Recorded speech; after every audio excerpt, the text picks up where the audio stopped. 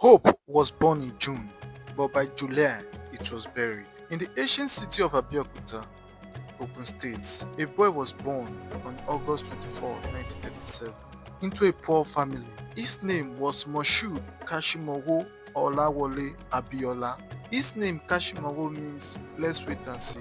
This was because his parents wasn't sure if he would survive as an infant. But he did not only survive, he rose. By age 9, Abiola was already earning money, playing drum at local wedding. By age 15, he formed a small band, and by age 19, he gained a scholarship into the University of Glasgow in Scotland. And when he returned, he joined the ITT, International Telephone and Telegraph, and turned it into one of the most powerful corporations in Africa. Abiola became one of the richest men in Africa, but unlike many elites, he never forget where he came from.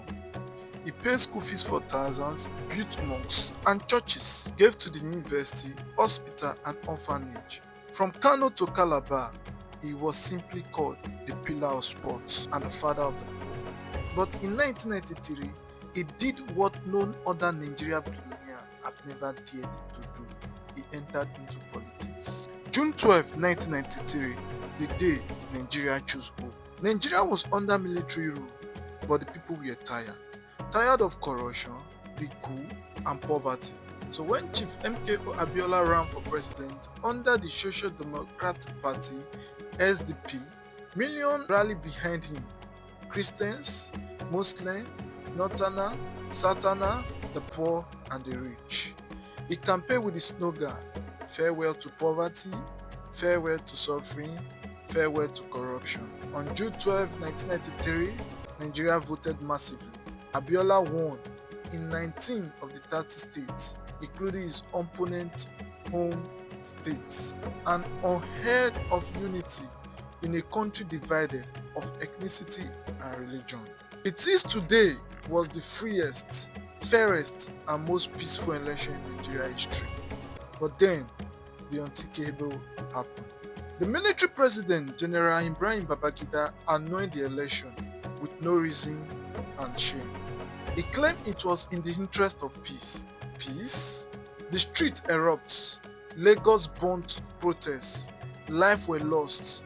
MKO Abiola, the man with the people mandate, was silenced. Babangida was forced to resign, but the military still held power. This time under General Sani Abacha, the most brutal dictator in Nigeria history. In 1994, immediately after the election, Abiola declared himself president of Nigeria based on the June 12, 1993 election. Abacha responded by arresting him without no trial, no charge sheets, just prison alone for 4 years. International leaders from Nelson Mandela to Bill Clinton demanded his release. Protests raged in Nigeria and abroad, but Abacha refused. In the year 1998, Abacha died mysteriously. Nigeria believed freedom was near, but just 1 month later, on June 7, 1998, MKO Abiola also died.